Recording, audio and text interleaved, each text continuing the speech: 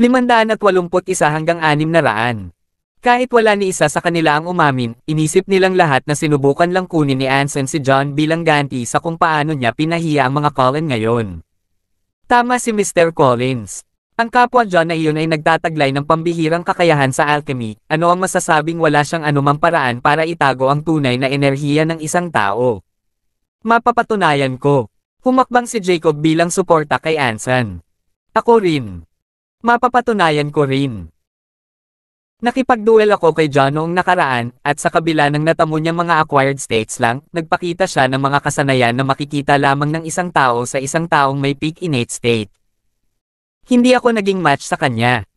Sa lahat, si Theodore din ay humakbang pasulong. Naging totoo sina Theodore at Jacob nang sabihin ang mga pahayag na ito. Sila ay nagsasabi ng totoo. Nag-cruise ang landas nila ni John hindi pa gaanong katagal, at natalo sila kay John sa labanan. Gayunpaman, wala sa kanila ang nakakaalam na si John ay nag-practice ng sage arts, at naisip na si John ay gumamit ng mga espesyal na taktika na hindi nila alam upang itago ang kanyang tunay na lakas at kapangyarihan. Ano? Totoo ba yan? Nataranta ang karamihan na marinig ito. Kung isasaalang-alang kung gaano kataas ang tingin ni Jacob at Theodore sa mga mata ng karamihan, wala ni isa sa kanila ang naniniwala na sinasadya nilang iframe si John sa harap ng napakaraming tao. Maaaring isang panlilin lang ang pagkakamit ni Harvey ng initial supreme state. Mukhang posible iyon. Ang buong bagay na ito ay mukhang medyo malansa. Nagsimulang magulo ang isipan ng lahat. Alam nilang lahat na si John ang master alchemist sa likod ng shears, at bihasa sa sining ng alchemy na nawala sa tao. Sa makatuwid, hindi mahirap sabihin na posibleng alam niya ang mga paraan upang itago o baguhin ang tunay na enerhiya ng isang tao. Bukod dito, talagang tumagal si Harvey, ngunit dumating sa eksaktong tamang sandali upang pukawin ang hinala. Nang makitang matagumpay na muling nagalit ni Anson ang mga tao, nagsimulang magalit si Harvey. Anson, dahil kino-question mo ang aking kakayahan, bakit hindi tayo mag-duel? Bakit hindi? Napangisi si Anson dito. Natitiyak niyang pinik ito ni Harvey at sa gayon ay hindi niya akalaing matatalo siya. Ikaw naman ang nagtanong Hahayaan kitang matikman ang sarili mo. Tumawa si Harvey habang lumakas ang kanyang enerhiya at bumubula bilang ganti. Sinadya niyang patahimikin si Anson minsan at para sa lahat. Hindi mo ako tinatakot, Harvey. Ikaw at ako ay palaging magkaparehas, at kung matatalo mo ako ngayon, magbabago ang isip ko tungkol sa lahat ng ito, ngunit kapag natalo ka sa akin, pareho kayong patay ni John. Pahayag ni Anson, nanunuya. Halos suguri ng mga tao si John ngayon lang, pero sa huling minuto, sinira ni Harvey ang mga bagay-bagay. Kung mapapatunayan niya sa lahat na peking lahat si Harvey, babayaran ng mga shares at John ang kanilang panloloko. Well, dapat mag-duel kayong dalawa. Ito ay magiging isang perpektong pagkakataon para makita natin kung ang lahat ng ito ay totoo o hindi. Mahinahong sabi ni George. Nagalit pa rin siya sa pagtanggi sa kanya ni John sa publiko, at ngayong nasa isang sanggang daan na sila, handa niyang hayaan ang kanyang anak na kunin si Harvey. Kung si Harvey ay nagpanggap na ito ay isang perpektong pagkakataon upang patunayan na si John ay isang manloloko at parusahan siya sa nangyari. Gayunpaman, sa parehong oras, nag-aalala siya na sa kabilang banda, si Harvey ay maaaring nagsasabi ng totoo, at upang maiwasan ang anumang aksidente, ipinaalala niya sa kanila na ito ay isang tunggalian lamang at huwag gawin ang mga bagay na masyadong malayo. 582. Tulad ng para sa shares at John, walang masama kung hayaan si Harvey na kunin si Anson dahil ito ang magpapatunay sa mga bagong nahanap na kakayahan ni Harvey at magpapababa sa mga alalahanin ng karamihan. Bukod dito, malinaw na sinubukan ni Anson na pukawin ang gulo, at ito ay isang perpektong pagkakataon para kay Harvey na turuan si Anson ng isang leksyon. Sa pamamagitan nito, parehong sina Harvey at Anson ay umakyat sa entablado, samantalang sina John at Cynthia ay umatras sa isang tabi upang magkaroon ng sapat na espasyo para sa tunggalian. Pwede ka muna, Anson. Kung hindi, nag-aalala ako na baka hindi ka makaganti kung mauna ako. Mayabang na deklara ni Harvey. Dahil nakamit niya ang isang bagong antas sa pamamagitan ng tulong ng True Energy Pills, hindi pa siya masyadong matatag, at ang kanyang enerhiya ay bumababa at dumadaloy sa bawat minuto, na nag-aalinlangan sa lahat na nanonood kung siya ay tunay na nakamit ang initial supreme state. Anong manloloko? Well, dahil may death wish ka, tutulungan kitang tuparin. Napangisi si Anson. Nararamdaman din niya na ang enerhiya ni Harvey ay hindi masyadong matatag at sa gayon ay mas tiyak na nilinlang sila ni Harvey. With that, he cocked his fist back and fluffed it forward sa bilis ng liwanag, diretso sa direksyon ni Harvey. Perpekto! Hindi ipinagtanggol ni Harvey ang kanyang sarili at sa halip ay humakbang pasulong upang kunin ang pagkakasala ni Anson. Kumalabog. Sa isang malakas na hampas, ang pag-atake ni Harvey ay napunit ang enerhiya mula sa kamao ni Anson at dumiretso sa dibdib ni Anson. Nagulat si Anson dito. Hindi niya akalain na si Harvey ay magiging napakalakas ng biglaan at siya ay napakabilis na hindi nakaiwas si Anson sa oras. Naalala ni Harvey na nagduduel lang sila at sinubukang bawiin ang kanyang lakas, ngunit dahil masyado pa siyang immature at hindi pa niya nakontrol ang kanyang bagong puwersa at bilis, hindi niya ito nagawa sa tamang panahon. Sa oras na gusto niyang gawin iyon, ang lahat ng kanyang enerhiya ay umahan na patungo kay Anson at tumama sa kanya ng husto sa gitna ng kanyang dibdib. Inihagi si Anson sa hangin, at iniluwa niya ang isang subo ng dugo bago tuluyang bumagsak sa lupa. Dumidamdam ng matinding sakit ang bumalot sa buong katawan niya. Parang nabali ang ilang tadyang niya. Anson, okay ka lang. Labis na natarante si Ruth dahil dito. Siya at ang iba pang mga Cullen ay mabilis na tinulungan si Anson na makatayo. Mabuhay si Mr. Shear. Kasabay nito, isang alon ng tagay ang kumalat sa mga Shears habang binabati nila si Harvey sa kanyang tagumpay. Napakamangha. Tinalo ni Harvey si Anson sa isang suntok lang. Mukhang natamo na niya ang initial supreme state. Tama iyan. Nangangahulugan ito na ang True Energy Pills ay totoo sa kanilang salita at talagang makakatulong sa mga manlalaban sa peak innate state na maabot ang kaharian ng Supreme Masters. Ang buong pulutong ay sumabog sa kaguluhan, lalo na ang mga kabataan. Lahat sila ay nakatutok sa mga tabletang nasa kamay ni John, nagniningning ang kanilang mga mata sa pagnanasa. Pagkatapos ng tunggalian na ito, sa wakas ay naunawaan na nila ang lawak ng kapangyarihang sakop ng kaharian ng Supreme Masters, at sa gayon ay lubos na naniwala sa kapangyarihan ng True Energy Pills. Para naman sa iba, kasama ang mga Collins, ang Fields, at ang Lowe's, ang kanilang mga mukha ay madilim sa sama ng loob. May nangahas pa bang questionin ang kakayahan ko? Kung oo, hamanin mo ako. Pinalis ni Harvey ang malamig na tingin niya kina Jacob at Theodore. Hindi lang si Anson ang nagpagulo sa mga tao.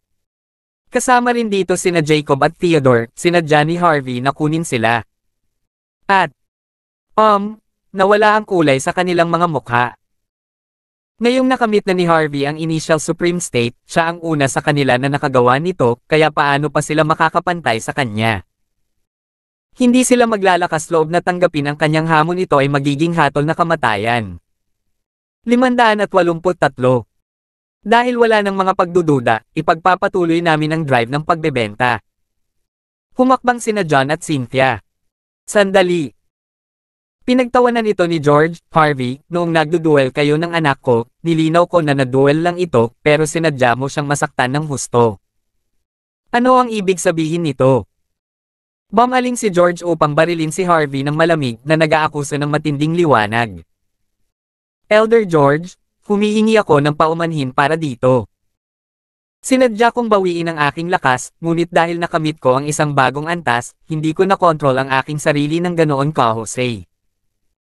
Nasugatan ko si Mr. Collins nang hindi sinasadya, paghingi ng paumanhin ni Harvey, alam niyang mali siya para dito. Humihingi lang ng tawad. Paano ito sapat? Wala akong pakialam kung sinadya mo man o hindi, pero kailangan mong pagbayaran ito.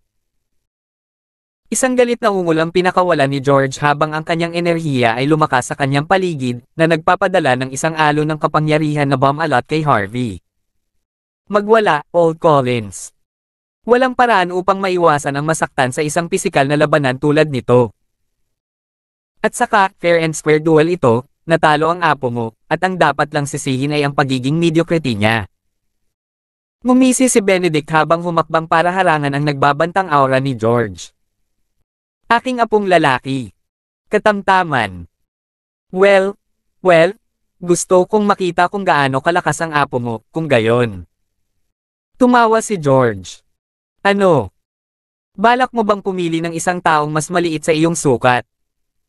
Old Collins, hindi tatayo ang mga shears. Nawala ang kulay sa mukha ni Benedict nang mapagtanto niyang sinadya ni George na salakayin si Harvey. Kasabay ng pagwagayway ng kanyang kamay, agad na humakbang pasulong ang mga masters ng pamilyang Shear para bumuo ng battle stand sa harap ng Collins. Ang buong kapaligiran ay naging tense sa loob ng ilang segundo. Matandang Shear, huwag kang mag-alala. Hindi ako pipili ng mas bata sa akin. Hindi kami ganoon kadesperado. Malamig na sabi ni George. Ang mga pangunahing pamilya ay palaging binibigyang halaga ang kanilang reputasyon at dignidad. Bilang miyembro ng nakatatandang henerasyon, hindi nararapat na pumili siya ng mas bata sa kanya sa harap ng lahat. Ito ay lubos na magpapahiya sa pamilya at gagawin silang katatawanan ng bayan. Hinding-hindi siya yuyuko ng ganoon kababa. Bukod, ang mga gunting ay hindi dapat maliitin. Kung pipilitin niyang gawin ito, hindi makikinabang ang Collins na makipag-away sa mga Shears. Kung gayon, ano ang sinusubukan mong gawin? Nagdududang tanong ni Benedict, hindi sigurado sa sinubukang gawin ni George. Bueno, sinabi mo sa iyong sarili na dapat pumili ang isang tao sa kanilang laki, kaya ibibigay ko ito sa mga kabataan upang ayusin ang hindi pagkakaunawaan na ito. Huminto si George pagkatapos ay lumingon sa kanyang apo. Ruth, pagkatapos ng nangyari sa kapatid mo, ikaw na ang baalang maghayganti sa kanya. Huwag kang mag-alala, Lolo, gagawin ko ang lahat para pagbayaran niya ang pananakit niya kay Anson. Tumango si Ruth at umakyat sa entablado sa gitna ng mga tingin ng hindi makapaniwala mula sa lahat sa audience. Harvey Shear, hinahamon kita sa isang tunggalian. Itinuro ni Ruth si Harvey, ang kanyang magandang mukha ay may nakaukit na scowl. Hinahamon mo ako. Itinuro ni Harvey ang sarili na may pagtataka. Kahit na si Ruth ay isang likas na talento, siya ay isang babae pa rin at sa gayon ay hindi mahilig makipagkompetensya sa labanan. Hindi siya kailanman nakibahagi sa bukas na labanan, at bihirang ipakita ang tunay na lawak ng kanyang kapangyarihan sa mga tao sa labas ng kanyang pamilya. 584. Bukod sa kanilang malapit na pamilya, walang sinuman mula sa labas ng mundo ang nakakaalam ng tunay na lawak ng kanyang kapangyarihan, at sa gayon ay hindi alam na naabot na niya ang peak innate state. Ang tanging impormasyon na nalaman ng publiko tungkol kay Ruth ay isa siya sa 4 beauties sa Palanan City. Ang kanyang kagandahan ay kilala sa malayo at malawak, higit pa sa kanyang talento sa pakikipaglaban. Kakaiba. Nakamit na ni Harvey ang initial supreme state, at siya ang una sa henerasyong ito na gumawa nito. Kahit si Anson o si Theodore ay hindi katugma para sa kanya, kaya bakit ipinadala ng mga Collins si Ruth upang homenin siya? Ano ang ibig sabihin nito? Sino ang nakakaalam? Marahil ay labis na nagalit si Elder Collins sa kahihiyan na ipinadala niya sa kanyang apo para ipahiya ang mga Shears. Kahit na manalo si Harvey, hindi ito magiging isang matuwid na tagumpay. Nagulat ang mga tao sa biglaang pag-ikot ng mga pangyayari at nagpalitan ng mga tingin ng pagtataka. Walang sino man sa kanila ang nakakaalam ng tunay na kapangyarihan ni Ruth, ngunit kahit na alam nila, hindi ito magbabago ng anuman. Kahit na si Ruth ay nasa peak innate state na, natamo ni Harvey ang initial supreme state, at sa gayon, wala siyang kapantay sa kanya. Gayunpaman, si Harvey ay isa sa mga pinakamahusay sa lungsod, at siya ay mga 5 o 6 na taon na mas matanda kay Ruth, kahit na manalo siya laban sa kanya, hindi ito magiging isang mapagmataas na panalo. Gayunpaman, kung matalo siya kay Ruth, sila ang magiging katatawanan ng lungsod. Ang totoo, walang nag-iisip na matatalo si Harvey.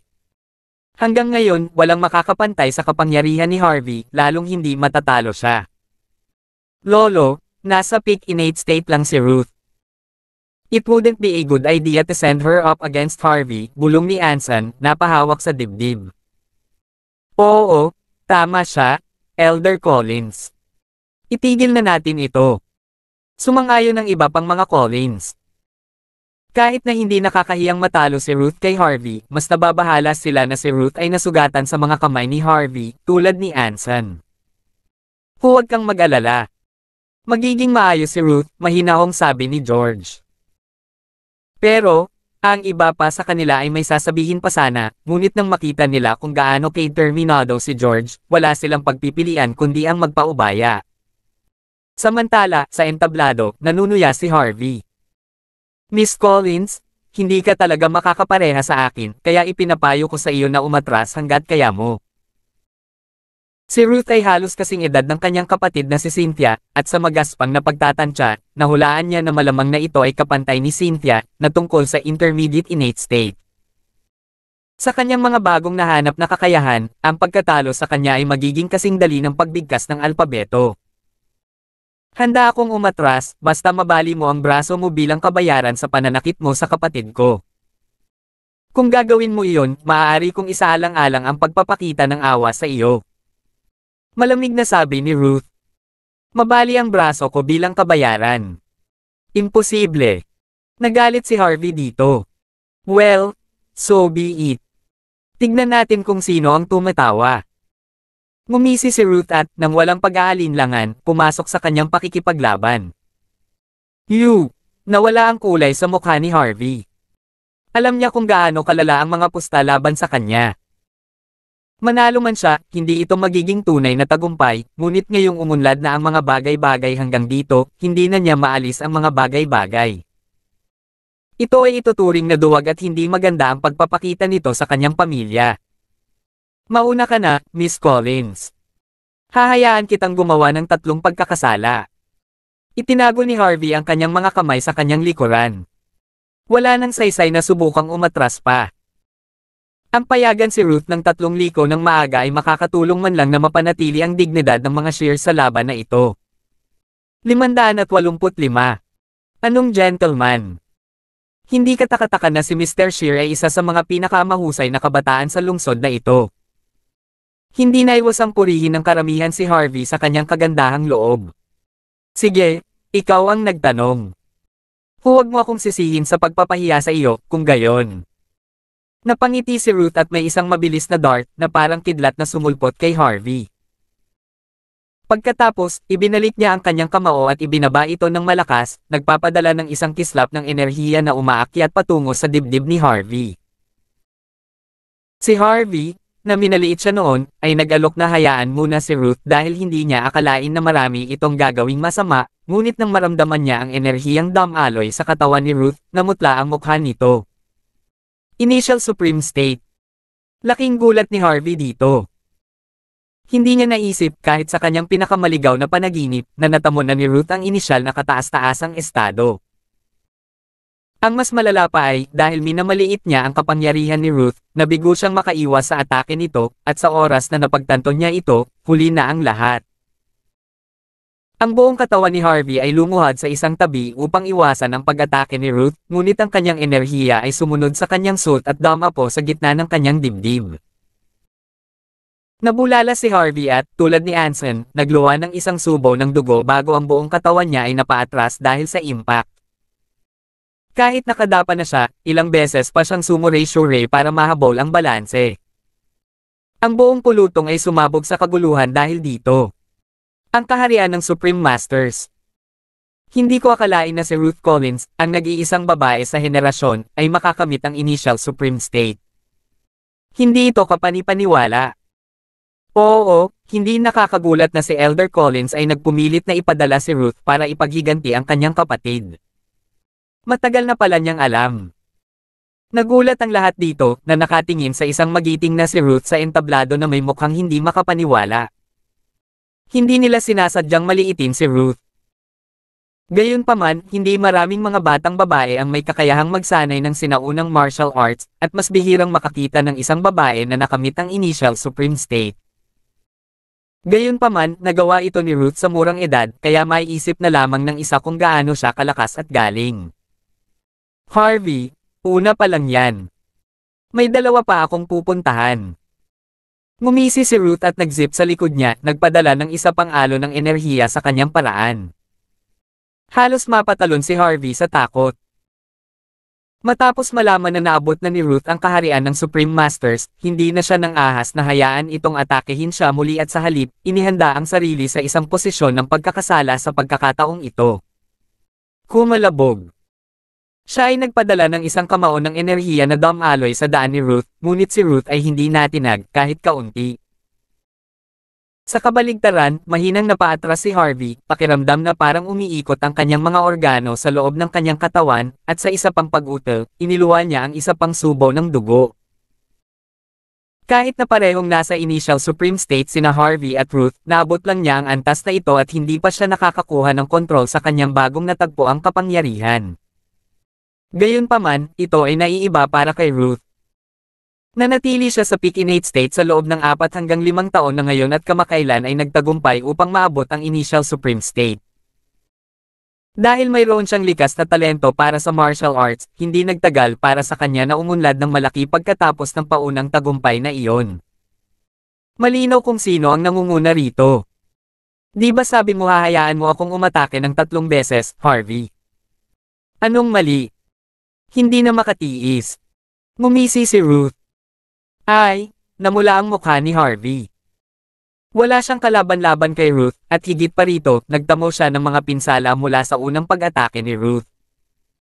Kung patuloy niyang hahayaan si Ruth na ilabas ang kanyang galit, ito ay parang hatol ng kamatayan. 586. Miss Collins, hinahangaan ko ang iyong kapangyarihan at lakas. Tiyak na hindi madali para sa isang batang babae na makamit ang kaharian ng Supreme Masters. Wala akong kalaban-laban sa iyo, at inaamin kong talo ako. Napabuntong hininga si Harvey. Malapit na. Napakunot ng noo si Ruth dahil sa pagkabigo.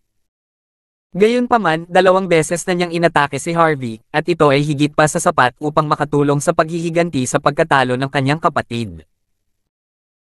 Isinasaalang-alang na si Harvey ay handang umamin ng pagkatalo sa kanyang batayan, sa palagay niya ay hindi nararapat na pilitin siya na lumaban, kaya't wala siyang pagpipilian kundi panoorin ang pagbaba ni Harvey sa entablado. Si Benedict at ang iba pang pamilya ay lubos na nadismaya sa pagkatalo ni Harvey. Hindi lang siya natalo sa landslide, natalo pa siya ng isang dalaga, na mas nakakahiya. Ngunit sa parehong oras, kinailangan nilang tanggapin ito ng mahinahon. Pagkatapos ng lahat, walang ibang mas mahusay na manlalaban kaysa kay Harvey, at kahit na siya ay natalo kay Ruth, kaya walang saysay na subukang i-one-up siya. Mga daga. Namula ang buong mukha ni Cynthia dahil sa galit. Gusto rin niyang tumulong sa paghihiganti sa kanyang kapatid na gaya ni Ruth, ngunit sa kasamaang palad, hindi siya nagtataglay ng kagalingan tulad ni Ruth, at kahit na siya ay humarap sa hamon, walang duda na siya ay matatalo. Anong kamanghamanghang gawa?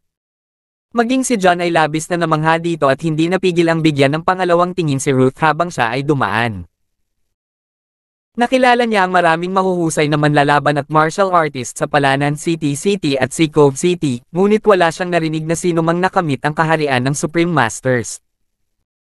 Maging si Quentin ay ginawa ito sa kanyang tulong, samantalang si Ruth ay nakalusot sa kanyang sariling kagustuhan. Isa itong tagumpay na hindi malalampasan ng iba. Mabuhay lahat, Miss Collins. Isang maluwalhating tagay ang sumabog sa mga Colin. Napakagandang labanan. Lolo, hindi ko alam na natamo ni Ruth ang initial supreme state. Tuwang-tuwang sabi ni Anson, sa wakas ay naunawaan niya kung bakit napakalmado ni George nang ipadala si Ruth upang ipaglaban ang karangalan ng kanyang kapatid. Tama iyan. Nakuha niya ito ilang araw lang ang nakalipas, ngunit ako lang ang taong nakakaalam nito at hindi pa nagbabahagi ng balita sa iba, nakangiting sabi ni George. Napakaluwalhati. Naabot ni Miss Collins ang kaharian ng Supreme Master sa murang edad. Isa talaga siya sa pinakamahusay na nakita ng Palanan City. Tama iyan. Kahit si Harvey ay hindi isang karapat-dapat na kalaban. Tiyak na siya ang pinakamahusay sa mga pinakamahusay.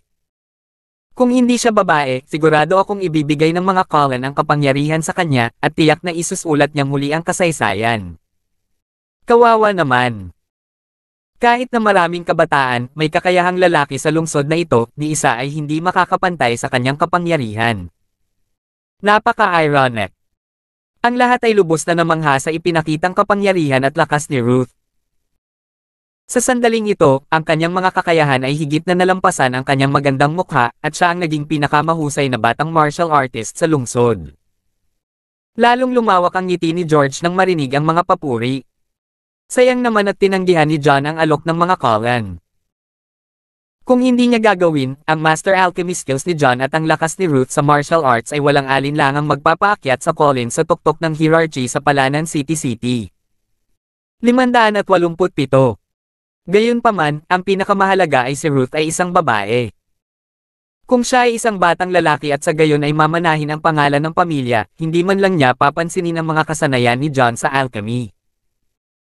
Ang alchemy ay isa lamang kapakipakinabang na pandagdag, ngunit hindi madaig ang kahalagahan ng pag-aalaga ng mahusay na martial arts. Bumalik ka, Ruth, sabi ni George, na sinenyasan si Ruth na bumalik sa kanilang tabi. Sandali lang, Lolo. May gagawin pa ako, mahina akong sagot niya. Ano ito? Natigilan si George dito. Natigilan ang mga manunood, at ang lahat ay nakatitig kay Ruth nang may pagtataka. Gusto kong kunin si John Walker. Itinuro ni Ruth ang direksyon ni John, nakasimangot. Ano? Kumuha sa akin. Laking gulat ni John dito. Akala niya tapos na ang laban na ito, pero hindi niya akalain na hamanin siya ni Ruth. Tama iyan. John Walker, tinanggihan mo ang mga Cullen at pinahiya mo kami sa harap ng napakaraming tao, kaya ngayon, hahamunin kita sa isang tunggalian bilang karangalan sa pangalan ng aking pamilya. Matipid niyang sabi. Ibinigay ng Cullen si John sa kasal bilang kapalit ng kanyang pakikipagtulungan, ngunit tinanggihan niya ito ng walang pag-aalinlangan na tila hindi ito sapat para sa kanya. Dahil dito, si Ruth ay lihim na namumula sa galit at gustong parusahan si John sa kanyang kamangmangan. Gagawin niya. Hiyain mo siya sa harap ng publiko gaya ng ginawa niya para sa kanya.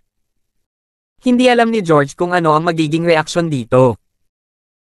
Siya rin ay nagalit sa pagtanggi ni John, ngunit pinigilan niyang subukang gumanti dahil sa pagsasaalang-alang na siya ay isang matinong tao at ang katotohanan na si John ay maraming tao na sumusuporta sa kanya. Gayunpaman, kung nais ni Ruth na talunin siya, hindi ito magiging isang masamang bagay. Ito ang magiging perpektong pagkakataon para turuan ng leksyon sina John at St. Ion Group. Isa pa, dahil magkasing henerasyon sina Ruth at John, hindi maaaring makialam ang matatanda. Nakakatuwa. Miss Collins, ako na ang baalang magdesisyon kung sino ang gusto kong makasama, at hindi ko ginawa iyon para lang ipahiya ang pamilya mo sa publiko. Inaasahan mo bang tatanggapin ko ito, kahit noong una ay hindi ito ang gusto ko? Hindi pagsang-ayon na sabi ni John. Tumahimik ka. Kung mayroon kang mga bola, pupunta ka upang labanan ako. Kung manalo ka, kaya kung magpanggap na parang walang nangyari, pero kung manalo ako, kailangan mong humingi ng tawad sa akin at sa pamilya ko sa publiko. Deklara ni Ruth. Hindi ko tinatanggap. Ngumisi si John. Ikaw, labis na natigilan si Ruth dito. Hindi niya akalain na tatalikuran siya ni John ng walang pagdadalawang isip. John Walker, ikaw ang presidente ng St. Ion Group sa lahat ng bagay. Paano mo tatanggihan ang hamon ng isang babae? Lalaki ka rin ba? Dumura si Ruth. Wala akong pakialam. Hindi ko intensyon na i-entertain ang iyong mga kahangahangang kahilingan. Kinaway-kaway ni John ang kamay niya. Ang isang matinong lalaki ay hindi pipiliin na makipag-away sa isang babae. Hindi lamang iyon, ngunit si Ruth ay mas bata sa kanya, kahit na manalo siya, hindi ito magiging isang maluwalhating tagumpay. Bakit niya pag-aaksayahan ng panahon at lakas ang pakikipaglaban kay Ruth gayong wala naman siyang mapapala rito? Ang mga bulungan at bulong ay kumalat sa karamihan dahil dito. Ang John Walker na iyon ay siguradong makakapigil sa isang hamon. Hindi ako makapaniwala na kahit na ang dignidad niya ay kino-question ng ganoong kagandang dalaga, nagawa pa rin niyang tanggihan. 588. Sok, ano pa kayang ginawa niya? Si Miss Collins ang pinakamagaling sa mga pinakamahusay, at walang makakapantay sa kanya. Kung tinanggap niya ang hamon niya noon pa man, hindi ba humihingi lang iyon? Tama ka yata. Mas mabuti pang maging bakla kaysa maging katatawanan ng bayan sa pagkatalo sa isang babae. Umalangaw ang mga pangungutya at panunuya sa karamihan. Nasaksihan ng bawat isa sa kanilang sarili ang lawak ng kapangyarihan ni Ruth. Hindi nila akalain na makakalaban siya ni John. Narinig mo ba iyon, John Walker? Umiihi ka ba sa pantalon mo ngayon? So be it, kung ayaw mong tanggapin ang hamon ko. Kung luluhod ka at humingi ng tawad sa amin ngayon, maaari kong isaalang-alang ang pagpapakita ng awa sa iyo. Sinaman ni Ruth nang tingin si John na may paghamak. Kinasusuklaman niya ang mga duwag na lalaking tulad nito, at wala siyang ibang naramdaman kundi ang paghamak kay John na wala man lang lakas ng loob na ipaglaban siya na parang tunay na lalaki. Ano ang sinabi mo? Sumili ang kislap ng mali siya sa mga mata ni John. Sabi ko, maaari mong tanggapin ang hamon ko o lumuhad ka at humingi ng tawad sa pamilya ko ngayon din. Bahala ka. Mayabang na sabi ni Ruth. Sige na. Tinatanggap ko ang hamon mo. Humagalpak ng tawa si John. Alam niya na sinadya siya ni Ruth na galitin siya at hindi siya dapat bumili, ngunit ang mga lalaki ay marangal na mga tao, at ang patuloy na panunuya ni Ruth ay walang pinagkaiba sa pagtapak sa kanyang ego. Walang sino mang tao ang makakayanan ito, at si John ay walang pagbubukod. Gawin mo. Nagulat si Ruth dito. Sigurado siyang duwag lang si John, at nagulat siya sa biglaang bagong katapangan ni John. Niloloko ba ako ng tenga ko? Tinanggap na lang ba ni John ang hamon ni Miss Collins? Sigurado siyang may lakas ng loob. Sino ang nakakaalam kung ano ang nangyayari? Alam niya na hindi siya katugma ni Miss Collins, at gayunpaman tinanggap niya ang hamon. Kung hindi ito katangahan, hindi ko alam kung ano. Nagsimula ng magtinginan ng mga tao kay John ng may pang-aalipusta. Hindi kaduwagan ang bumaba sa mga sitwasyong iyon. Hindi makikinabang sa sarili, at kung mananatili si John sa kabila ng pang-aasar ni Ruth, kahit papaano ay papurihan nila siya sa kanyang pasensya. Gayunpaman, nakalulungkot, sumuko si John sa kalagitnaan at namili sa mga panunuya ni Ruth tulad ng sinumang simpleng tao. Nabaliw ka na ba, John? Hindi mo ba nakita kung gaano kalakas si Ruth? Kahit si Harvey ay hindi makatagpo ng pagkakataon laban sa kanya. Ipapahiya mo ang sarili mo dyan. Nawala ng pag-asa na sabi ni Cynthia, kumapit sa braso ni John para pigilan siya. Nasaksihan niya ang kapangyarihan ni John ilang araw na ang nakalipas sa Sea City, at nasa peak innate state lang siya. Wala siyang kalaban-laban kay Ruth. Sa pagkakaalam niya tungkol kay John, lagi itong mapagpakumbaba at matinong lalaki, kaya hindi niya maintindihan kung gaano kadaling nahulog si John sa panloloko ni Ruth. Tama iyan. Mr. Walker, mangyaring huwag kumilos ng padalos-dalos. Maging si Benedict at ang iba pang mga shares ay sumang-ayon. Walang sino man sa kanila ang nakasaksi sa pakikipaglaban ni John noon at sa gayon ay hindi alam ang tunay na lawak ng kanyang kapangyarihan, ngunit dahil hindi pa siya gagawa ng pangalan para sa kanyang sarili sa mundo ng martial arts, maaari lamang ipagpalagay na hindi siya masyadong magaling dito. Sa makatuwid, ang pagharap sa hamon ni Ruth ay katumbas ng pagtanggap ng hatol na kamatayan. 589. Ngayon, si John at ang mga gunting ay parang nasa isang pitch. Kung parehong matalo sina Harvey at John kay Ruth, ang shares at sa huli ay ang Cynthia Group ay lubos na mapahiya. Huwag kang mag-alala, Cynthia. Ayos lang ako. Nakamit niya ang initial Supreme State. Kakayanin ko siya. Ngumiti si John at tinapik ang kamay ni Cynthia bilang pag-asa. Pero, kukumbinsihin pa sana ni Cynthia at ng mga shares si John, ngunit bago pa nila matapos ang kanilang pangungusap, tumalikod na si John at naglakad palayo. Huminto siya ilang di pa ang layo kay Ruth. Miss Collins, tinatanggap ko ang hamon mo. Hayaan ko muna kayong kumuha ng 3. Mangyaring huwag mag-atubiling magsimula. Mahinaong sabi niya. Siya, tulad ni Harvey, ay naisip na dahil si Ruth ay isang babae, at mas bata sa kanya, hindi bababasa, hahayaan niya itong 3 beses na simulan ang kanyang pagkakasala bilang kagandahang loob. Ikaw rin. Napahagalpak ng tawa si Ruth dito, at maging ang Collins at ang audience ay sumunod din. Nabaliw na ba ang lalaking ito? Ngayon lang, ginawa ito ni Harvey upang ipakita ang kanyang kagandahang loob ng hindi alam ang tunay na lawak ng kapangyarihan ni Miss Collins. Ngunit ngayon, alam na ng lahat na natamo niya ang initial Supreme State, ngunit gusto pa rin niyang gawin iyon. May death wish ba siya o ano? Nagtawanan ng mga manunood habang patuloy silang nakatitig kay John na parang circus monkey. Kahit na ganoon din ang ginawa ni Harvey, nagsimula siyang gumanti pagkatapos ng pangalawang pagkakataon, pagkatapos na matanto kung gaano kalakas si Ruth, gayunpaman, nagawa ni John ang parehong pagkakamali. Anong tanga? Sigurado ka ba dito, John? Tanong ni Ruth na nakangisi. Sigurado ako.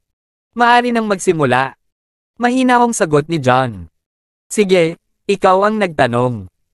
Tutuperin ko ang death wish mo. Nakangiting inilabas muli ni Ruth ang kanyang kamao at parang kidlat na tumakbo patungo kay John. Pagbabayaran niya ito kay John. Whoosh! Bago pa man maintindihan ng kahit sino ang nangyayari, tumabi ang katawan ni John na madaling nakaiwas sa atake ni Ruth. Ang mga manunood ay hindi lamang ang mga nalilito.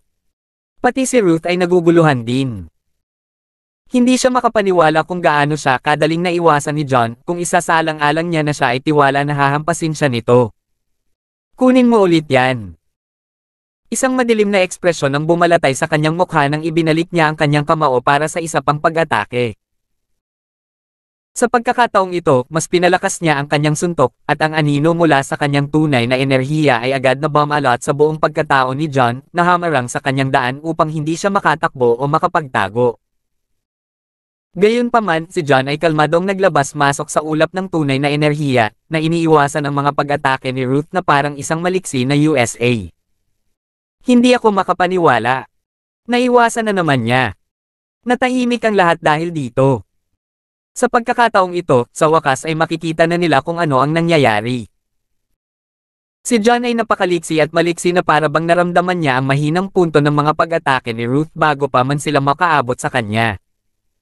Maghintay lang ng saglit. Wala akong maramdamang totoong enerhiya na lumalabas sa kanya. Ano ang nangyayari? 570. May sumigaw mula sa gitna ng karamihan na nagpabalik sa lahat sa realidad. Lagi kong nararamdaman ang tunay na enerhiya ng isang martial artist sa panahon ng labanan, ngunit sa panahon ng pag-iwas ni John, hindi nila naramdaman. Tila kahit isang kisap mata ng kanyang tunay na enerhiya sa lahat. Hindi ka panipaniwala. Ay lubos na natigilan sa kakaibang pangyayaring ito. Sa lalong madaling panahon naalala ng lahat ang mga pahayag ni na Jacob at Theodore, na si John ay nagtataglay ng isang espesyal na kakayahan upang itago o baguhin ang tunay na enerhiya ng isang tao.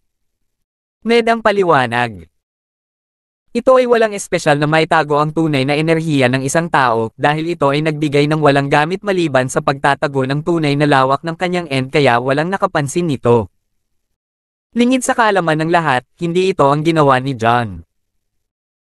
Hindi niya alam kung paano itago o baguhin ang tunay na enerhiya ng isang tao, at sa halip, nag-practice siya ng isang bagay na mas mahusay kaysa sa martial arts and sage arts. Nalaman ko ang tungkol dito, hindi sila titigil sa paggawa ng anumang bagay upang makuha ang kapangyarihang ito, kahit na ang ibig sabihin nito ay ang buhay ay maging safer kung bakit si John ay napakalihim tungkol sa kanyang background sa lahat ng ito. Marami pang natitira, Miss Collins. Sabi ni John na kalmadong nakatitig kay Ruth. Lobo, 2 beses mo akong nagawang iwasan. Iyan ay kahanga-hanga, ngunit pinatulan kita. I didn't want to risk killing you if I show the extent of my powers, pero ngayon, hindi na ako magpipigil pa. Napangiti si Ruth. At nangyari sa unang 2 beses, hindi siya nang ahas na maliitin John sa karagdagang. Sa halip, itinoon niya ang lahat ng enerhiya sa kanyang mga palad, naghahanda na pumasok para sa nakamamatay na welga. Inyo. Ngumiti si John, na halatang hindi pinapansin ang mga banta ni Ruth.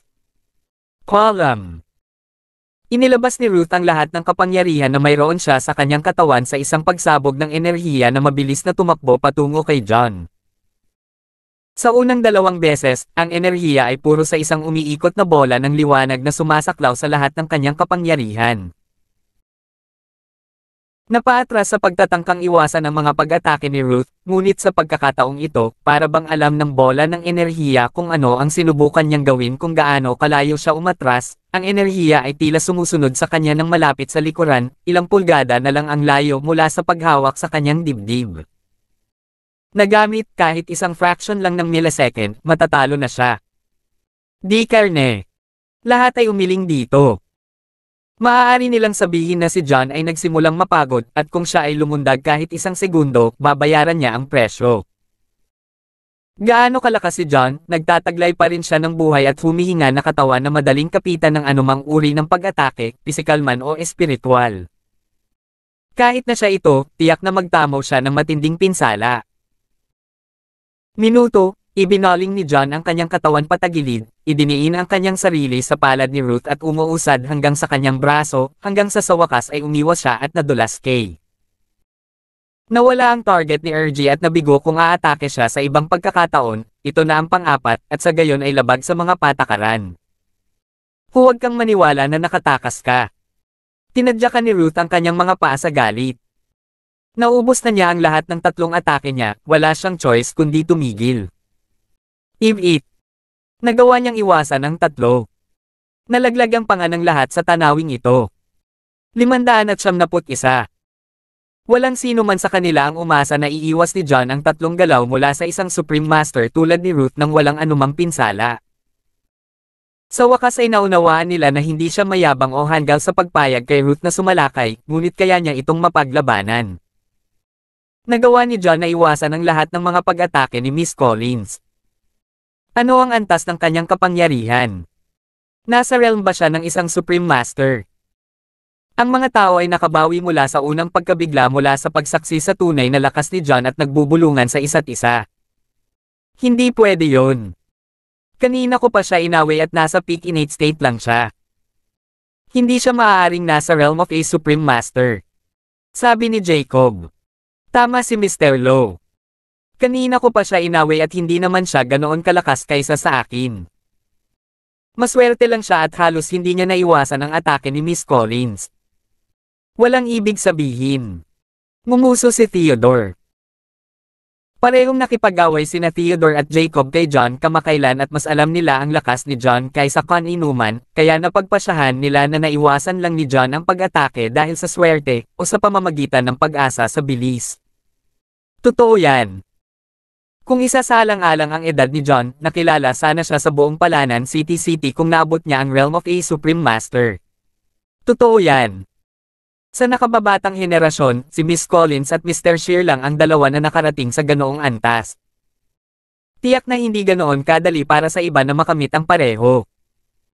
Namulat ang mga manunood at sumang-ayon sa sinabi ni na Jacob at Theodore. Dahil alam ni John ang mga paraan upang itago ang kanyang tunay na enerhiya, dapat nasanay din siya sa mga kasanayan sa pakikipaglaban. Nangangahulugan lamang na naiwasan niya ang mga welga ni Ruth na siya ay mabilis. Parehong naramdaman ni Cynthia at ng mga Shears. Nagulat silang lahat na nagawa ni John na ipagtanggol ang sarili kay Ruth nang kahit si Harvey ay nabigo na gawin ito kanina. Sa kasamaang palad, kung si John ay umaasa lamang sa bilis, hindi niya magagawang talunin si Ruth. Hindi pinansin ni John ang lahat at tumingin kay Ruth ng mahinahon. Miss Collins, 3 galaw yan. Gusto mo bang magpatuloy? Ang isang Ginoo ay hindi kailanman lalaban sa isang ginang at dahil ipinakita niya ang kanyang lakas, umaasa si John na susuko si Ruth. Pagkatapos ng lahat, hindi lamang siya kilala bilang isang bihirang talento sa martial arts, siya ay isa sa 4 na beauties sa Palanan City na may hindi mabilang na mga humahabol. Sinuportahan ng karamihan ng mga tao si Ruth mula nang magsimula ang laban at naramdaman ni John na nasa bingit na siya ng pagiging karaniwang kaaway ng bawat tao sa lungsod. Kung magpapatuloy ang laban, hindi siya makikinabang sa lahat ng sama ng loob na natanggap niya mula sa mga humahabol kay Ruth kung matatalo niya ito sa publiko. Kaya naman, mainam na matapos kaagad ang laban. Alam ni John na hindi niya matatalo si Miss Collins at sinusubukan niyang ihinto ang laban ngayon. Ang bait niya. Oo. Nauubusan na siya ng pakulo at ang pagtigil ngayon ay mas mabuti pa kaysa matalo mamaya. Nagtawanan ng iba at kinukutya si John. 572. Inakala nilang lahat na pinalad lang si John at ang katotohanang sinubukan niyang ihinto ang laban ay nagpatibay lamang sa kanilang mga paniniwala. Matalino si John tungkol dito. Nakahinga ng maluwag si Cynthia at ang iba pang Shears. Bagamat parang si John ang may kapangyarihan at nagawa niyang ipagtanggol ang kanyang pride, iyon ang pinakamagandang oras para sa kanya. Para umatras sa laban. Bagamat maaaring kutsain siya sa paggawa nito, kinailangan lamang ni John na huwag pansinin ang iba.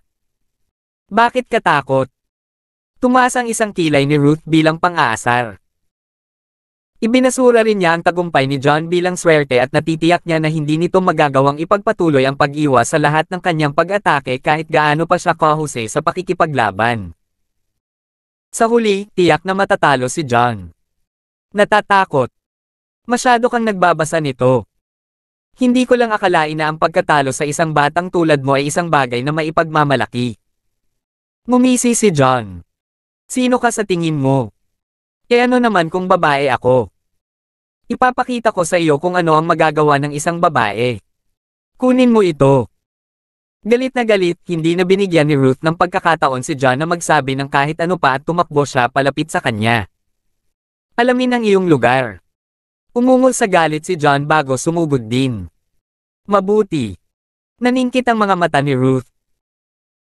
Maaaring hindi niya matalo si John kung patuloy itong mag-focus sa pag-iwas sa kanyang mga suntok, ngunit tiyak na matatalo si John dahil nagpasya siyang harapin ang kanyang strike ng direkta. Pinalakas niya ang kapangyarihan sa paligid ng kanyang kamao na may determinasyong talunin si John sa isang galaw. Ang taong iyon ay sumusuko sa pag-iwas at sinusubukang kontrahin ang pag-atake ni Miss Collins. Napakatanga. Oo. Nasa peak innate state lang siya at ipapalipad siya ni Miss Collins. Lahat ng nakapaligid sa kanila ay ngumisi ng masama sa direksyon ni John dahil sigurado silang lahat na matatalo si John at ang ilan sa kanila ay nagsimulang ilarawan ang eksena kung saan nawasak si John. Bomb! Kasunod ng isang nakakabinging tunog, isang figure ang ipinadala na lumipad sa malayo. Sa pagkataranta ng lahat, si Ruth sa halip na si John ang pinalipad. Inyangkla ni Ruth ang sarili pagkatapos ng ilang hakbang paatras at namutla nang bumagsak siya sa lupa. Si John ay hindi humampas ng buong lakas dahil siya ay isang babae. Gayunpaman, kumulo ang kanyang dugo sa paligid ng kanyang dibdib at isang daloy ng dugo ang nag-scroll pababa sa sulok ng kanyang mga labi. Natalo si Miss Collins. Paano ito posible? Parehong natigilan sina Jacob at Theodore, at gayon din ang lahat at ang Collins. Nabalot ng katahimikan ng mga tao habang ang lahat ay nakanganga kay John na hindi makapaniwala. Pamilyar silang lahat sa lakas ni Ruth at siya ay kilala bilang ang pinaka-talented at pinakamalakas sa kanyang henerasyon na walang karibal sa kanyang edad sa Palanan City. Laking gulat nila, hindi lang siya natalo ni John, nagawa rin niyang saktan siya. Walang sino man sa kanila ang maniniwala sa nangyari kung hindi nila ito nakita ng sarili nilang mga mata. 573. Si Mr. Lowe at Mr. Fields ay parehong nanumpa sa kanilang mga pangalan na si John ay nasa peak innate state lamang. Kung kayang talunin ni John si Miss Collins sa isang galaw lang, ibig sabihin ay nasa realm na siya ng Supreme Master. Paano siya nasa peak innate state? Oo, nag-aalinlangan sina Mr. Lowe at Mr. Fields tungkol sa epekto ng Pure Energy Pills at nagawa ni Harvey Shears na maabot ang isang pambihirang tagumpay sa tulong ng Pure Energy Pill. Ngayon sinasabi nila na si John ay nasa peak innate state kapag malinaw na nasa realm of a Supreme Master siya. Ano ang sinusubukang gawin ng dalawang iyon? Pinaglalaruan ba nila tayo? Hindi nagtagal ay napagtanto ng karamihan na minamaliit nila si John at sinimulan nilang sumulyap kay Jacob at Theodore nang may galit. Hindi. Hindi pwede. Ang batang iyon ay nasa peak innate state hindi pa nagtagal. Paano niya naabot ang realm ng isang Supreme Master ng ganoon kaga? Parehong namula sina Jacob at Theodore at nagpupumilit na ipaliwanag ang kanilang mga sarili, hindi malaman kung paano naabot ni John ang ganoong antas sa loob ng ilang araw. Ano ang nangyayari? Paano siya magiging napakalakas ng ganoon kabilis?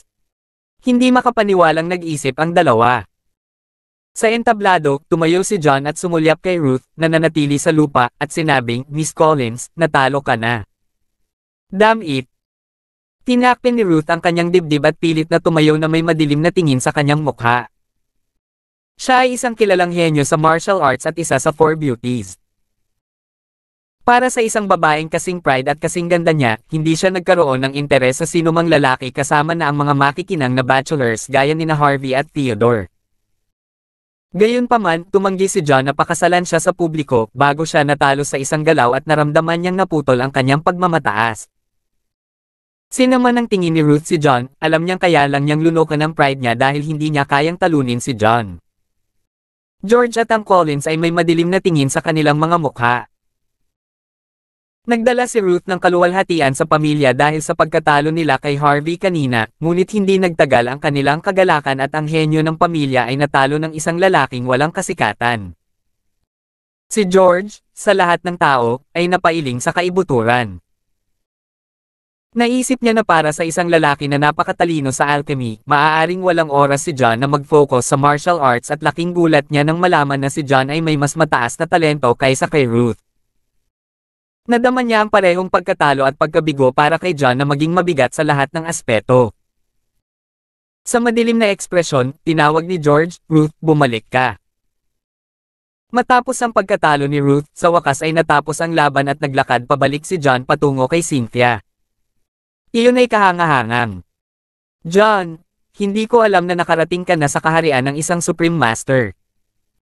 Kahit na ang isang henyo tulad ni Ruth ay hindi mo kapareha. Ang galing mo." Excited na sabi ni Cynthia. "Oo. May magandang kinabukasan si Mr. Walker kung maabot niya ang ganoong antas sa murang edad." 574. Ang iba pang mga cheers ay tuwang-tuwa rin at pawang pinupuri ang lakas ni John. Kung tutusin, malapit si John sa shares at ang kanyang pagkapanalo laban kay Ruth ay isang bagay na ipinagmamalaki rin ng mga shares. "Masyado kayong mabait. I just got lucky," nakangiting sabi ni John. "John, itama mo ako kung mali ako, ngunit narating mo na ba ang realm of a Supreme Master pagkatapos uminom ng pure energy pill?" Tanong ni Benedict habang pinapasadahan ng mga daliri ang mahabang balbas. "Medyo," sabi ni John. Ininom niya ang foundation pill sa halip na ang pure energy pill, ngunit ang dalawa ay hindi magkaiba. "Nakita ko. Hindi kataka-taka na iginiit ni na Mr. Lowe at Mr. Fields na nasa peak innate state si John. Kaya't naabot niya ang realm of a Supreme Master sa tulong ng pure energy pill." "Oo, dapat alam na natin. Si John ang gumawa ng mga table tasks at siya ang unang uminom nito." Nang marinig ang pag-uusap ni John kay Benedict, sa wakas ay napagtanto ng iba na hindi nila pagkakaunawaan sina Jacob at Theodore. Gayunpaman, nalilito sila dahil ang pure energy pills ay ginawa lamang ilang araw na ang nakakaraan at kahit na nagawa ni John na maabot ang realm of a Supreme Master sa tulong ng pure energy pill, siya ay magiging kapareho lang ni Ruth. Nang mas mataas. Sa kabilang banda, maaaring naniwala si Ruth sa sinabi ni na Jacob at Theodore at minamaliit ang kanyang kalaban. "Damn it! Bakit hindi natin naisip yun?" Ungol ni Ruth. Nadismaya ang mga Cullen dahil maaaring hindi matalo si Ruth kung nalaman niyang narating ni John ang realm ng isang Supreme Master. Karamihan sa mga miyembro ng nakababatang henerasyon ay sumabog sa kaguluhan. Ano? Kaya nagpapanggap si John na nasa peak innate state kapag naabot na niya ang realm of a Supreme Master para lokohin si Miss Collins. Natalo lang siya sa kanya dahil nagulat siya. Tama iyan. Si John ay isang tusong tao na niloloko ang mga babae sa pamamagitan ng mga kasuklam-suklam na pandaraya. Ganon din ang ibinibigay niya sa lahat ng tao. Kung ito ay isang patas na laban, natalo siya ni Miss Collins. Nagprotesta ang mga humahabol kay Ruth. Bagamat sina Jacob at Theodore ang nanligaw kay Ruth at si John ay sapat na bukas palad upang payagan siyang umatake nang hindi lumalaban sa simula, hindi pinansin ng mga humahabol kay Ruth ang lahat at itinutok ang lahat ng sisi kay John sa pamamagitan ng pagtawag sa kanya na isang babae loko, walang kahihiyang lalaki. Tulad ng inaasahan, pagbibitiw na ungol ni John. Alam niya na ang pagkatalo kay Ruth ay mangangahulugan lamang ng problema at napatunayang tama siya dahil sinimula na siyang hatulan ng mga humahabol kay Ruth dahil dito. Bukod doon, malapit na niyang angkinan ang lahat ng apat na dilag sa isang tiyak na punto, kaya nagalit sa kanya ang mga humahabol sa kanya. "John, Inggit lang sa'yo yang mga yan. Huwag mo silang pansinin. 575. Ngumisi si Cynthia, hindi nasiyahan sa mga lalaking sinusubukang isisi ang lahat kay John. Gayunpaman, alam niya na mas mahusay kaysa sa makipagtalo sa kanila na nakikita na sila ay nasa publiko. Sisimula na ngayon ng Synth Ion Group ang pagbebenta para sa Pure Energy Pills, hindi pinansin ni John ang iba at nagpatuloy sa sales drive. Sa wakas, parehong narating nina John at Harvey ang realm of a Supreme Master sa tulong ng Pure Energy Pills, ibig sabihin, ito ay 100% epektibo. Nakakahiya na ang supply ay limitado at hindi kayang matugunan ang lahat ng pangangailangan. Iniisip ko kung sino ang kukuha ng mga table task. Ibinalik ng karamihan ang kanilang atensyon sa Pure Energy Pills na may pananabik. Maghintay ka. Ngumuso si Walter at lumabas sa crowd. Elderfield. May problema ba? Ngumisi si John. Dahil ginawa niyang mga kaaway niya ang Fields, likas niyang alam na hindi maganda ang ibig sabihin ni Walter. John Walker, nasugatan mo ang apo ko, babayaran ka namin ni Theodore ngayon. Ngumisi si Walter. Tumanggi si John na magtrabaho kasama ang Youngs and the Collins at ang katotohanan na pinilit niyang magtrabaho kasama ang Shears ay nagbunsod kay Walter at determinado si Walter na sirain ang sales drive upang hindi makuha ni John at ng Shears ang gusto nila. Babayaran mo ako. Si Elder Fields, si Mr. Fields ang sumunod sa akin. Napilitan akong ipagtanggol ang sarili ko at nasugatan siya sa proseso. Paanong kasalanan ko iyon? Protesta ni John. Wala akong pakialam. Ang alam ko lang ay nasaktan mo si Theodore at walang makakaligtas sa pananakit ng Field.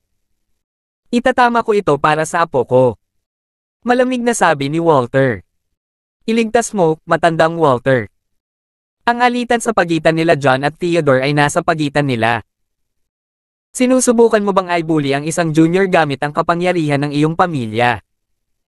Ngumisi si Benedict at tumayo para kay John. Ano ngayon? Ang sino mang tumayo laban sa Fields ay ituturing na kaaway natin. Kailangan niya akong sagutin kahit anong mangyari. Sabi ni Walter. Kung si John ay isang miyembro ng isang makapangyarihang pamilya, ang kanyang salungatan kay Theodore ay maituturing na isang maliit na bagay dahil ang parehong mga pamilya ay hindi magkakasundo sa isa't isa dahil sa ganoong bagay. Gayunpaman, ito ay isang ganap na naiibang bagay dahil si John ay isang ulila. Matandang Walter, wala ka sa linya.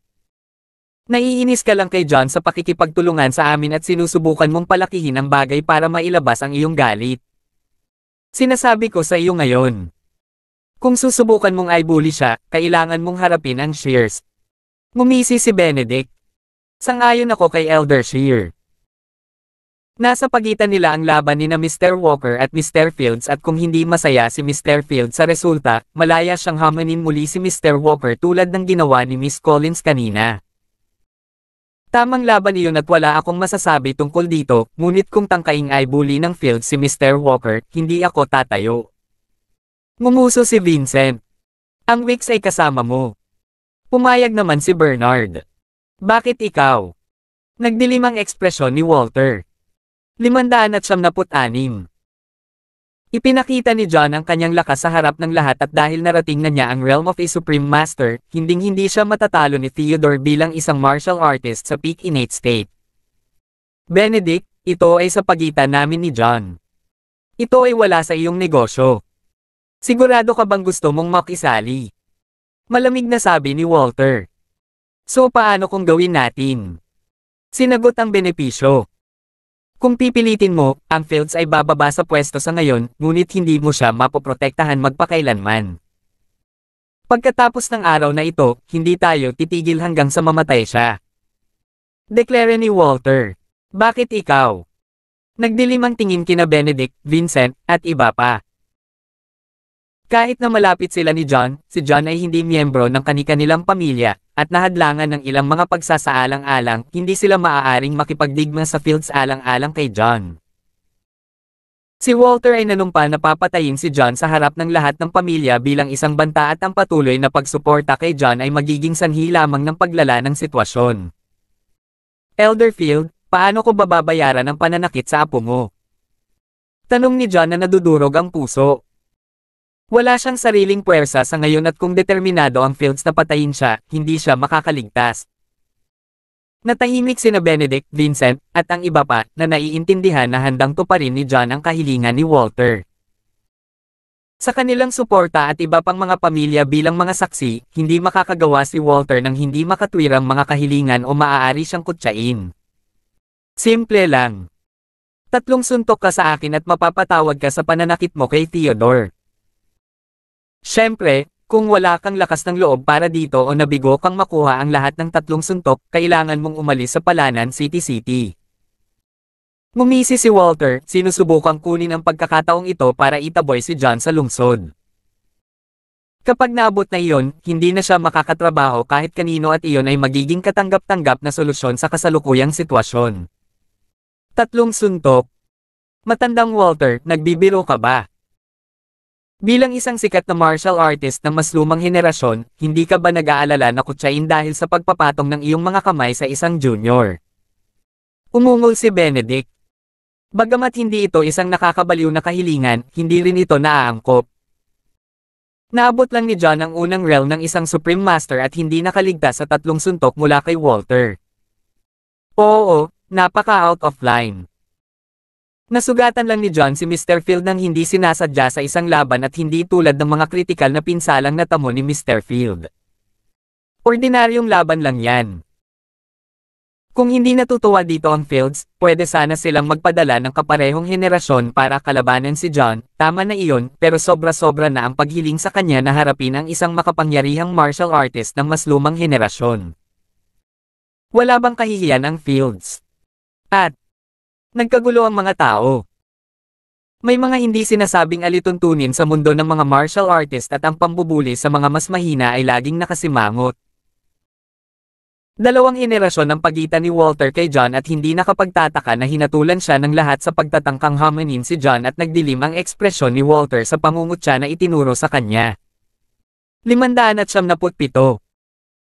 Madalas na inuuna ng mga makapangyarihang pamilya ang kanilang reputasyon at kahit na gustong-gusto ni Walter na alisin si John, hindi niya mapabayaan ang epekto ng kanyang mga aksyon sa pangalan ng pamilya. Paano ito? John, magpapadala ako ng Field mula sa 2 henerasyon upang labanan ka at kung nagawa mong ipagtanggol ang iyong sarili sa ilalim ng 3 pag-atake, makakalimutan namin na anumang nangyari. Nabigong gawin ito, at kailangan mong umalis sa lungsod na ito. Nagpasya si Walter na ikompromiso. 2 henerasyon. Lumiwanag ang mga mata ni John. Pataas. Si Walter ay isa sa mga pinakakakilakilabot na martial artist sa kanyang edad na umabot sa peak Supreme State o mas mataas, kaya hindi nakayanan ni John ang 3 suntok mula sa isang tao sa kanyang antas. Gayunpaman, maaaring magkaroon siya ng pagkakataon laban sa isang tao mula sa 2 henerasyon. Kahit na hindi sigurado si John tungkol sa lakas ng 2 henerasyon ng Fields, nasaksihan niya ang kapangyarihan ni Gilbert. Si Gilbert ang pinuno ng 2 henerasyon ng mga kabataan at umabot sa Advanced Supreme State. Sa pag-aakalang ang 2 henerasyon ng Fields ay nasa parehong antas sa pinakamahusay, kumpiyansa si John na makakayanan niya ang 3 strike. Gayunpaman, kung ang kanyang kalaban ay nasa peak Supreme State, ang kanyang pagkakataon na mabuhay ay malapit sa 0. Siya ay nag-alinlangan at nag-iisip kung dapat ba niyang ipagsapalaran ang lahat. Harun, lumabas ka na. Sumulyap si Walter sa likuran niya para senadoryasan ang isang lalaking nasa katanghaliang gulang na may malaagila na mga mata na lumabas sa karamihan. John, si Harun ay hindi man direktang inapo ng 2 henerasyon ng pamilya. Naniniwala ako na ang paghiling sa iyo na harapin siya ay hindi makatwiran. Sabi ni Walter habang nakatingin sa mga shares at sa iba pa. Partikular niyang iniwasan ang pagpili ng pinakamatalino sa mga direktang inapo sa loob ng 2 henerasyon upang pigilan ang mga shares at iba pa na ay protesta ito. Oo, maganda yan. Hindi ito unfair. Bahala na si John kung makakayanan niya ang 3 suntok. Ang iba naman ay tumango lahat bilang pagsang-ayon. Malaki. Sabi ni John, natutuwa at kumpiyansa dahil pumili si Walter ng collateral descendant. Mr. Walker, huwag kang mahulog dito. Maaaring isang collateral descendant ang Harun Fields, ngunit naabot niya ang Intermediate Supreme State mga 3 hanggang 4 na taon na ang nakalipas at siya ang pinakamatalino sa iba pang collateral descendants. Iilan lang ang mabigat na martial artist sa Intermediate Supreme State na makakalaban sa kanya. Hinailan ni Harvey si John paatras at sinabing, ang Shears at ang Fields ay palaging kakompetensya at walang nakakaalam sa Fields kaysa sa Shears. Ayon sa naalala ni Harvey, hindi lamang si Harun ang isa sa pinakamahuhusay na martial artist sa Intermediate Supreme State, hindi malayong maabot niya ang Advanced Supreme State at mas malakas kaysa sa karamihan ng mga direktang inapo ng Fields. Kahit na si John ay nasa Intermediate Supreme State, magiging isang pakikibaka upang makaligtas sa 3 welga mula kay Harun. John, tama si Harvey. Hindi ka maaaring sumang-ayon dito. Pumili lang sila ng iba. Sino man ang tingin ni Benedict si John? Well, naalimpungatan si John nang malaman niya ang antas ng kapangyarihan ni Harun. 578. Akala niya ay pipili si Walter ng isang tao sa Advanced Supreme State, ngunit sa kanyang pagkalito, si Walter ay masyadong mayabang at pumili ng isang martial artist sa Intermediate Supreme State. Si John ay nasa foundation phase at madaling mapaglabanan ang 3 pag-atake mula sa isang taong ganoon ang antas, kaya hindi niya posibleng tanggihan ang ganoong alok. Kukunin ko na. Gumawa siya ng punto na mag-alinlangan sandali bago sumang-ayon ng may pag-aatubili, na labis na nag-iingat na huwag ipakita ang kanyang kagalakan dahil sa takot na maaaring magpadala si Walter ng isang taong mas makapangyarihan upang kumitawan sa Fields. Ano? Sabay na napanganga sina Harvey at Benedict. Natarante si Benedict habang binabalaan niya si John, ngunit hindi pinansin ni John ang kanyang payo at pumayag pa rin sa mga tuntunin ng Fields. John, huwag mong madaliin ito. Please, mabilis na sabi ni Benedict. Alam niya kung ano ang kaya ng Fields at kung mabibigo si John na makaligtas sa 3 welga, papaalisin siya ng lungsod ng walang pag-aalinlangan. Ang kanyang pakikipagtulungan sa mga Shears ay mapuputol at ang lahat ng pagsusumikap na kanilang ginawa ay mawawala. Benedict, pumayag na si John kaya bakit ka nakikisali? Ito ay sa pagitan namin at ang mga Shears ay walang lugar dito. Itigil mo na ang pakikialam dito. Umungol si Walter, pinutol si Benedict dahil sa pag-aalala na baka kausapin ni Benedict si John para hindi tanggapin ang mga tuntunin. Bakit ikaw? Natahimik si Benedict na may madilim na ekspresyon. Dahil sumang-ayon si John sa mga tuntunin sa harap ng lahat ng mga saksi, hindi ito nararapat na makisali siya. Harun, makinig kang mabuti, kinawayan ni Walter si Harun at marahas na bamulong, siguraduhing sirain mo ang mga braso ni John mamaya. Tandaan, huwag lamang i-dislocate ang mga ito. Gusto ko silang tuluyang masira. Tingnan natin kung paano siya makakagawa ng mga alchemical na table task para sa mga Shears nang wala ang kanyang mga braso. Pagkatapos ng nangyari kanina, alam ng lahat na bumangon si John mula sa peak innate state hanggang sa initial supreme state pagkatapos uminom ng pure energy pill. Dahil si Harun ay nasa intermediate supreme state at malapit nang maabot ang advanced supreme state, hindi ito magiging hamon para kay Harun na sirain ang mga braso ni John. Sa sandaling makaranas ng permanenteng pinsala si John, hindi niya magagawang magtrabaho kasama ang Shears kahit na makayanan niya ang 3 pag-atake mula kay Harun, at iyon ang magresolba sa lahat para sa Fields. Oo, kuya. Huwag kang mag-alala. Hindi kita pababayaan. Mariing ipinikit ni Harun ang kanyang mga mata at tumango bago humakbang ng mahabang hakbang patungo sa entablado. Sina John at Harun ay nakatayo sa entablado habang ang mga tao ay nagbubulungan sa isa't isa. Sa tingin mo ba makakaligtas si John dito? Posible. Mukhang bihasa si John sa mga kasanayan sa pakikipaglaban kaya kung gagawin niya ang lahat para makaiwas sa mga pag-atake, baka makaligtas siya. Malamang. Narating na niya ang Realm of a Supreme Master at ang kanyang kalaban ay isa sa pinakamagaling na martial artist sa Intermediate Supreme State. Ang pagkakaiba sa kapangyarihan ay napakalaki para mabuhay si John. Oo, parang hindi rin pwede.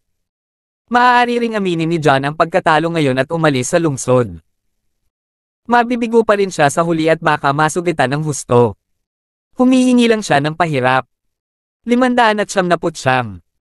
Nag-usap ang lahat sa kanilang mga sarili at tila walang naniniwala na may pagkakataon si John maliban kung may milagro. Hoy, may gustong tumaya dyan. Pusta ako na hindi makakaligtas si John sa 3 strike. Pusta ako na hindi lamang siya ay hindi mabubuhay, ngunit siya rin ay magdudulot ng matinding pinsala. Hindi ba obvious? Kung mabibigo siyang gumawa ng 3 welga, siya ay masusugatan sa proseso. Dapat siyang sirain ni Harun para sa kabutihan. Pagsilbihan siya ng tama. Maraming miyembro ng nakababatang henerasyon ang nagalit kay John dahil nagkaroon ng pagkakataong makipag-date sa lahat ng 4 na beauties at kung paano niya nasaktan si Ruth kanina. Ang ilan sa kanila ay nagsimulang tumaya sa laban dahil lahat sila ay nagmula sa mayamang pinagmulan at hindi kailangang mag-alala tungkol sa pera. Mapahamak ang mga lalaking iyon. Galit na galit, lumapit si Fane at inilapag ang isang tseke sa mesa. Pusta ako ng 1.5 milyon na si Mr. Walker ay makakatanggap ng 3 suntok kay Harun. Alam niyang hindi mananalo si John, ngunit naniniwala siya kay John at dahil pumayag si John sa laban, posibleng gumawa siya ng paraan para manalo. Natalo man si Fane, walang saysay sa kanya ang 1.5 milyon. Yung tanga. Ungol ni Snow sa pagkadismaya. Naisip niya na ang kanyang kapatid ay tumungo upang makipagtalo sa iba nang pumunta ito at sumama sa iba upang tumaya sa laban. Samantala, sa ibabaw ng stage. Brat, anong lakas ng loob mong tumayo laban sa Fields? Ito ang magiging katapusan mo. Malamig na pinag-aralan ni Harun si John, hindi man lang nababahala dahil alam niyang nakarating lang si John sa initial Supreme State. Upang matupad ang misyon na ipinagkatiwala sa kanya, sinimulan ni Harun na tipunin ang kapangyarihan sa kanyang palad at naghintay ng pagkakataong mag-atake. Huwag kang masyadong sigurado dyan. Napangiti si John at nag-aalinlangan habang iniisip kung dapat ba siyang maging low profile o kontrahin si Harun sa lahat ng mayroon siya. Kung nais niyang mapanatili ang isang mababang profile, magagawa niya ito upang halos hindi niya malabanan ang 3 welga mula kay Harun upang malutas ang salungatan sa Fields. Kung siya ay sumalungat ng buong lakas, pinagsama ang kanyang kapangyarihan sa Foundation Phase sa Sage Art at ang Peak Acquired State sa Martial Arts, maaari niyang talunin si Harun. Ang pagkatalo sa isang tulad ni Harun ay magdaragdag sa katanyagan ni John na magiging kapaki-pakinabang kung nais niyang lumikha. Ang kanyang hukbo ng mga bihasang martial artist. Gayunpaman, mapapahiya din nito ang mga field at magpapalalim naman sa alitan sa pagitan nila. Hindi magiging matalino na gawing kaaway niya ang isang makapangyarihang pamilya. Kunin mo ito. Sinasamantala ang pagkatulala ni John, si Harun ay sumugod ng walang babala sa bilis ng kidlat. Mariing ipinikit ni John ang kanyang mga mata sa malisyosong aura na papalapit at agad na napagtanto na si Harun ay tumatama upang pumatay.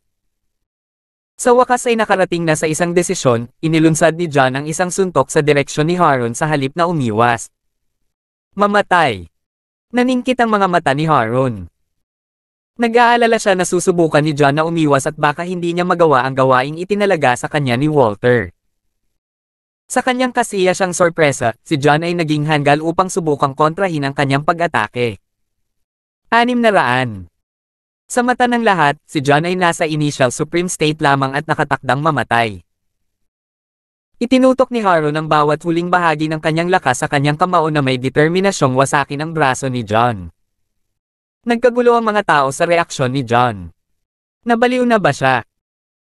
Maaaring naiwasan niya ang mga pag-atake ni Harun sa pamamagitan ng paggamit ng kanyang mga kasanayan sa pakikipaglaban, ngunit sinusubukan niyang labanan. Gusto ba niyang masira ang braso niya? Oo, babal-iin ni Harun ang brasong iyon. Gulat na gulat ang lahat habang nakatitig kay John na parang tanga. Ang mga naniniwala pa rin na maaaring mabuhay si John kanina ay nagpasya na hindi na mabubuhay si John pagkatapos ng lahat. Tumikim ang Fields na parang nasa harapan nila ang tagumpay. Sa kabilang banda, lahat ng Shears at Vincent ay natigilan sa pagtatangkang lumaban ni John sa halip na umiwas. Lahat sila ay nagsimulang magpaputok ng kanilang tunay na lakas sa pag-asang mailigtas si John, ngunit huli na ang lahat. Ang Collins at Harold ay nanatiling kalmado habang pinagmamasdan ang sitwasyon, umaasa na papatayin ni Harun si John para sa kanila. Bomb! Sa harap ng mga mata ng lahat, ang kamao ni John ay humampas kay Haron, at ang kanyang espiritual na enerhiya ay dapat na sapat upang mapaglabanan ang pag-atake ng isang martial artist sa Intermediate Supreme State. Gayunpaman, si Haron ay isa sa pinakamalakas na Supreme Master sa kanyang antas at hindi malayong maabot niya ang Advanced Supreme State. Ang kanyang tunay na enerhiya ay mas malakas at napunit ang kalasag ng espiritual na enerhiya, bago kumaskas patungo sa mga bisig ni John. Wow! Gaya ng inaasahan sa pinakamalakas na miyembro ng collateral bloodline ng Fields. Nagdilim ang ekspresyon ni John. Kung binawi niya ang kanyang braso, maaari niyang iwasan ang pag-atake ngunit mawawalan siya ng pagkakataong mag-atake muli kaagad. Kinagat ni John ang kanyang mga ngipin at nanganganib na masugitan muli. Dahil nagawa niyang kanselahin ang tunay na enerhiya ni Haron, walang gaanong lakas sa suntok ni Haron, at hindi magiging sanhi ng malaking pinsala sa kanyang braso. Sa makatuwid, ang paghagupit na may panganib na masugitan ang magiging pinakamahusay na paraan upang talunin si Haron. Brat, maghanda para mamatay. Ngumisi ng masama si Haron. Ang unang strike mula sa kanilang dalawa ay kinansela ang isa't isa, ngunit kumpiyansa si Haron na may sapat na lakas na natitira sa kanyang suntok upang sirain ang braso ni John. Sa pagkalito na ito, ang totoong enerhiya ng peak acquired state ay bumaha patungo sa kamao ni John. Natigilan ang pagngisi sa mukha ni Haron. Hindi makalayo sa oras, pinanood niya ang tunay na enerhiyang damaloy sa kanyang dibdib. Bam! Kasunod ng isa pang nakakabinging tunog, isang matinding sakit ang bumalot sa braso ni John habang ang kanyang mga buto ay malapit ng mabasag. Sa kabutihang palad, tama siya tungkol sa kung paano nakansela ang karamihan sa enerhiya sa kamao ni Haron, kaya hindi matindi ang pinsala sa braso ni John. Ganun pa man, agad siyang nabuhusan ng pawis dahil sa sakit at namamanhid ang buong braso niya ilang sandali pa. Si Haron naman ay pinalipad ng tunay na lakas ni John at bumagsak sa lupa. Pak! Forget what they doing, keep on doing.